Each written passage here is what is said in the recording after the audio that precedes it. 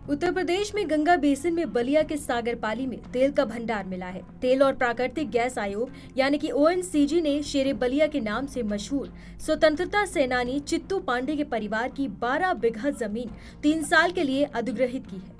पांडे के परिवार का कहना है कि उन्होंने देश हित में अपनी जमीन ओएनजीसी को दे दी। ओएनजीसी ने इस इलाके में खुदाई भी शुरू कर दी है। बलिया के इस इलाके में तेल और गैस मिलने की संभावना से इलाके के लोग काफी खुश हैं। उनमें अब विकास की आस जगी है। चित्तू पांडे के प्रपौत्र विनय पांडे ने बताया कि उनके परिवार की करीब 12 बीघा जमीन का अधिग्रहण 3 साल के लिए ओएनजीसी ने किया है। ओएनजीसी इसके लिए 1,25,000 रुपए प्रति एकड़ का दर तय किया है।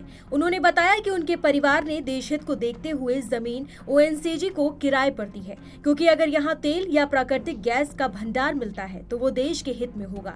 इससे देश का विकास होगा।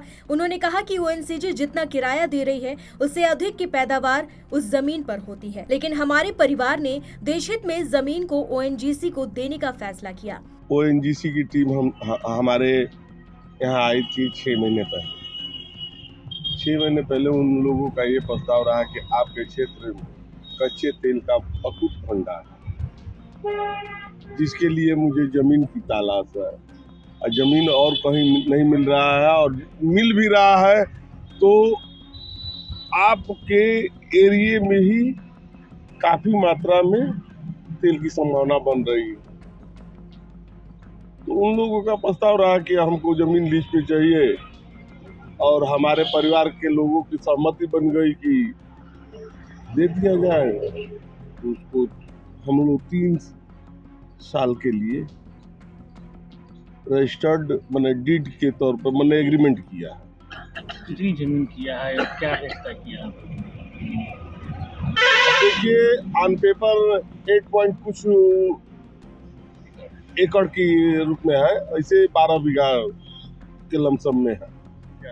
जी जी। रेट कैसे हुआ इसका? रेट हुआ 1,25,000 रुपया एकड़। तो कितने के और भी कुछ बातें कर रहे थे लोग, कितनी संभावना है मिलने की, कितनी संभावना नहीं है? देखिए, रेट जो भी हुआ किराए में कोई दम दिलाता है नहीं। एक भावना ये थी कि